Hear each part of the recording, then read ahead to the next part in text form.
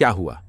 जब अयोध्या में प्रकट हुआ साक्षात पुष्पक विमान, राम मंदिर में काम कर रहे मजदूरों ने जब यह नजारा देखा तो सभी के पैरों तले जमीन खिसक गई।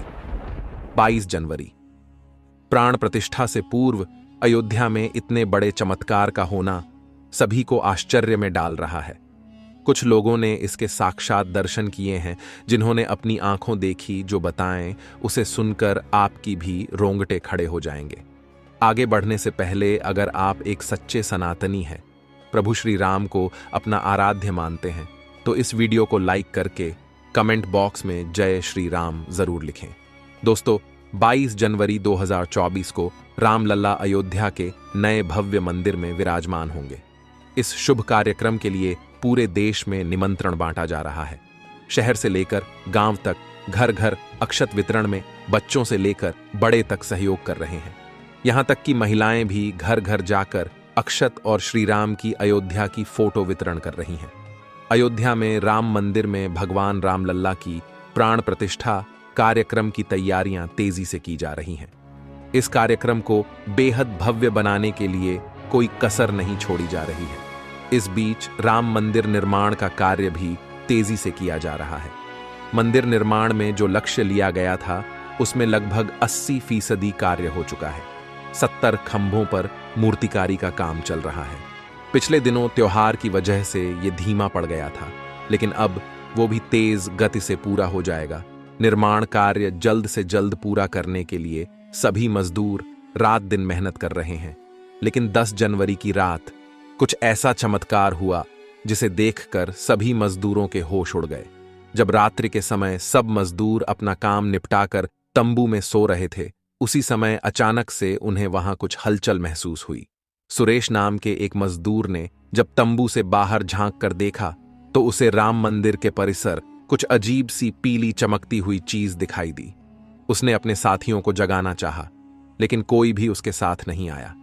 जब हिम्मत करके सुरेश जब राम मंदिर परिसर में पहुंचा तो वहां का नजारा बहुत चौंकाने वाला था, क्योंकि वहां पर उसे एक बहुत ही दिव्य चमत्कारिक विमान दिखाई दिया, जिसका आकार मोर के समान था, जो दिखने में काफी सुंदर और तेज से परिपूर्ण था, जो कि राम मंदिर परिसर में पिछले क्षेत्र में उतर रहा था।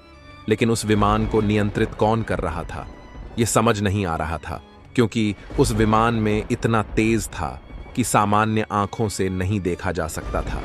लेकिन समझ में कुछ ऐसा आ रहा था मानो स्वयं साक्षात भगवान राम पुष्पक विमान के माध्यम से अयोध्या में उतर रहे हों।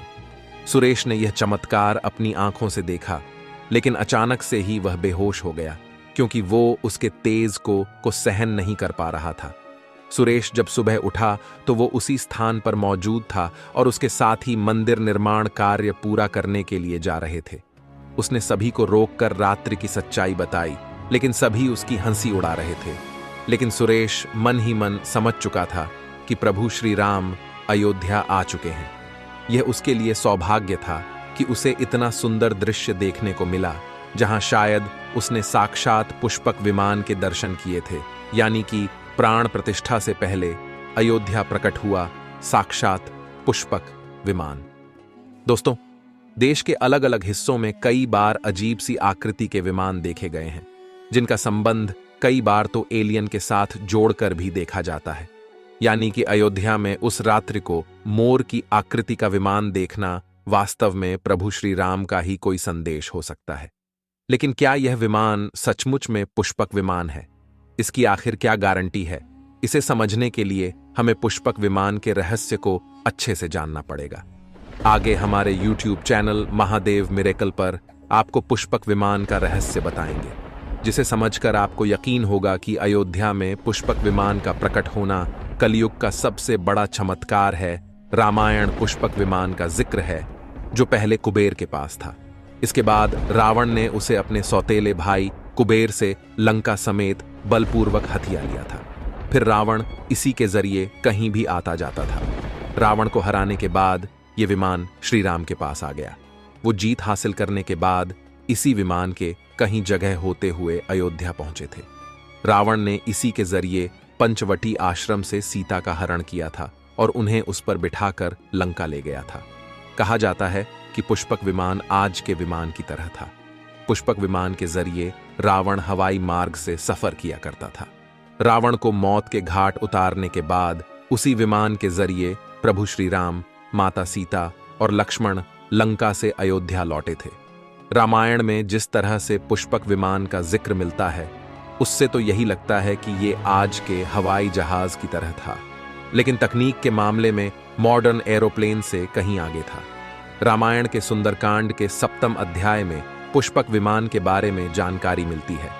पुष्पक विमान की आकृति मोर की तरह थी। ये अग्नि और वायु ऊर्जा से उड़ान भरता था। इसकी तकनीक इतनी उत्कृष्ट थी कि इसका आकार छोटा और बड़ा किया जा सकता था।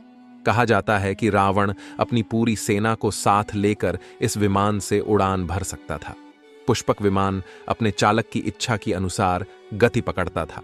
ये मन की गति से उड़ान भर सकता था। विमान में बैठने के लिए कई आसन बने थे। पौराणिक कथाओं के मुताबिक युद्ध के बाद भगवान श्री राम ने विमान का पूजन कर ये दिव्य विमान वापस कुबेर को सौंप दिया। कुबेर ने पुष्पक विमान को भेंट स्वरूप प्रभु श्री राम को दे दिया, जिसके बाद इसी पुष्पक विमान से प्रभु श्री राम, माता सीता और लक्ष्मण अयोध्या पहुंचे। अब दोस्तों, कई हजारों सालों बाद एक बार फिर जब भव्य राम मंदिर का निर्माण हुआ है, तो प्रभु श्री राम अपने भाई लक्ष्मण और मां का सीता के साथ एक बार फिर से अयोध्या धाम पहुंच रहे हैं। वह भी अपने इसी पुष्पक विमान पर, जिसका नजारा वहां के मजदूर अपनी आंखों से देख चुके हैं। रामायण के प्रसंग में कहा गया है कि जब माता सीता को हरण करके रावण ले जा रहा था, तो रास्ते में जटायु ने अपने चोंच से रावण को चोट पहुंचाई थी। उस समय रावण पुष्पक विमान में ही मौजूद था। इसके बाद रावण ने तलवार से जटायु को लहूलुहान कर दिया था। जटायु घायल होकर जमीन पर गिर गए। जब सीता को खोजते हुए राम पेड़, पौधे और पक्षियों से पूछते जा रहे थे, तो रास्ते में घायल जटायु से मुलाकात होती है।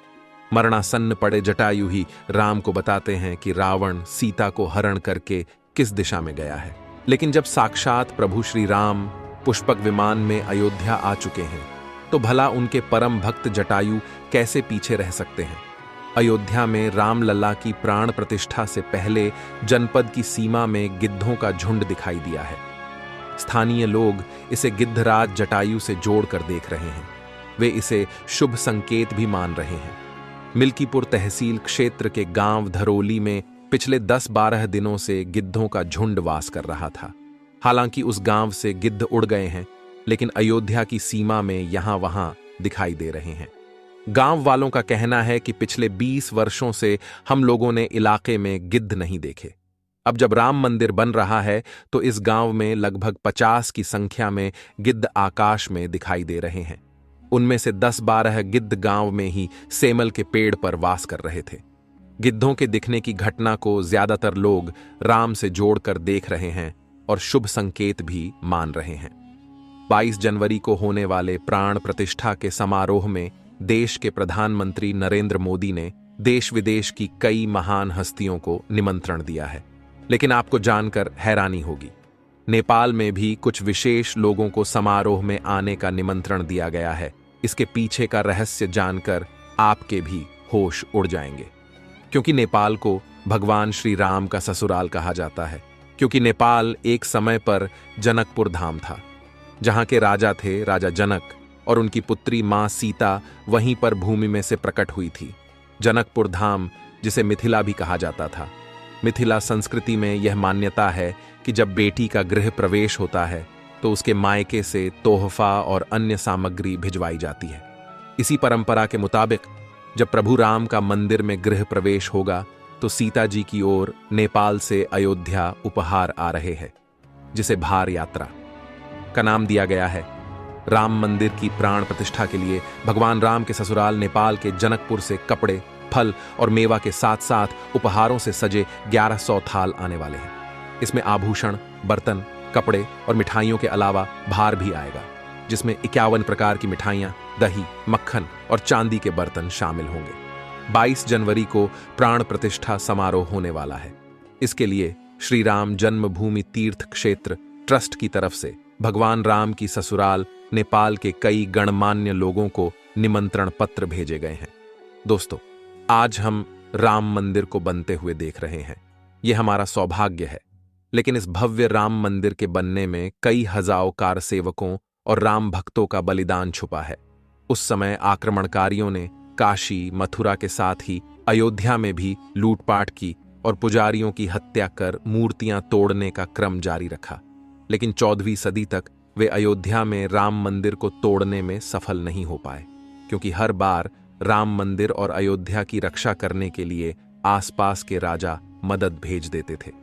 हजारों साधुओं ने भी मंदिर की रक्षा के लिए अपने प्राणों की आहुति दे दी।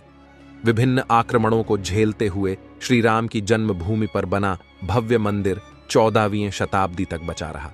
कहते हैं कि सिकंदर लोदी के शासनकाल के दौरान यहां भव्य मंदिर मौजूद था। 14वीं शताब्दी में हिंदुस्तान पर मुगलों का अधिकार हो गया और उसके बाद ही राम जन्मभूमि एवं अयोध्या को नष्ट करने के लिए कई अभियान चलाए गए। 1527-28 में इस भव्य मंदिर को तोड़ दिया गया और उसकी जगह बाबरी ढांचा खड़ा किया गया। कहते हैं कि मुगल साम्राज्य के संस्थापक बाबर के एक सेनापति ने बिहार अभियान के समय अयोध्या में श्री राम के जन्म स्थान पर स्थित प्राचीन और भव्य मंदिर को तोड़कर एक मस्जिद बनवाई थी। 19 जनवरी 1885 को हिंदू महंत रघुबीर दास ने पहली बार इस मामले को फैजाबाद के न्यायाधीश पम हरिकिशन के सामने रखा था। इस मामले में कहा गया था कि मस्जिद की जगह पर मंदिर बनवाना चाहिए, क्योंकि वह स्थान प्रभु श्री राम का जन्म स्थान है। वर्ष 1947 में भारत सरकार ने मुसलमानों को विवादित स्थल से दूर रहने के आदेश दिए और मस्जिद के मुख्य द्वार पर ताला लगा दिया गया, जबकि हिंदू श्रद्धालुओं को एक अलग जगह से प्रवेश दिया जाता रहा। लेकिन सन 1979 में एक ऐसा चमत्कार हुआ जिसे देखकर मुसलमानों की भी आंखें खुल गईं। यह रामलल्ला का बहुत बड़ा चमत्कार था कि मस्जिद के अंदर से अचानक ही रामलल्ला की मूर्ति प्रकट हो गई। कुछ कट्टरपंथियों का कहना था कि कुछ हिंदू दलों ने रात्रि के समय चुपके से यहां पर मूर्तियां रखी है।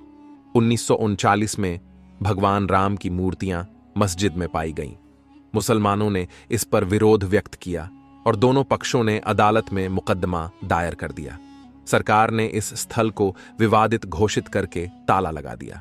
30 अक्टूबर 1990 को हजारों राम भक्तों ने मुख्यमंत्री मुलायम सिंह यादव द्वारा खड़ी की गईं अनेक बाधाओं को पार कर अयोध्या में प्रवेश किया और विवादित ढांचे के ऊपर भगवा ध्वज फहरा दिया। लेकिन 2 नवंबर 1990 को मुलायम सिंह यादव ने कारसेवकों पर गोली चलाने का आदेश दिया, जिसमें सैकड़ों राम भक्तों ने अपने जीवन की आहुतियां दी। सरयू तट राम भक्तों की लाशों से भर गया था। इस नृशंस हत्याकांड के बाद अप्रैल 1991 को उत्तर प्रदेश के तत्कालीन मुख्यमंत्री मुलायम सिंह यादव को इस्तीफा देना पड़ा। उस समय कोठारी बंधुओं के बलिदान की चर्चा खूब रही। दिसंबर 1992 को जब विवादित ढांचा गिराया गया, उस समय राज्य में कल्याण सिंह की सरकार थी। उस दिन सुबह करीब 10:30 बजे हजारों लाखों की संख्या में कारसेवक पहुंचने लगे। दोपहर में 12 बजे के करीब कारसेवकों का एक बड़ा जत्था मस्जिद की दीवार पर चढ़ने लगता है।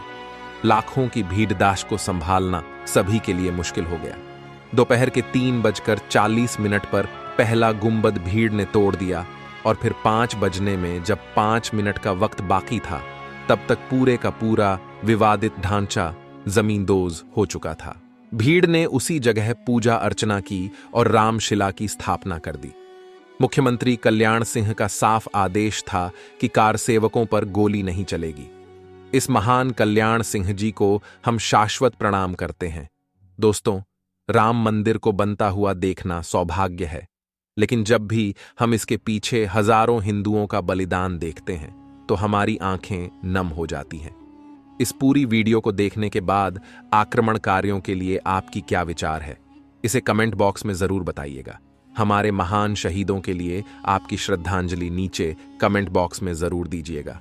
कोई भी बात अच्छी लगी हो तो लाइक जरूर करें और हमेशा ऐसे सत्य चमत्कारी घटनाएं देखने के लिए हमारे चैनल को सब्सक्राइब करके आप बेल आइकन को प्रेस कर लें।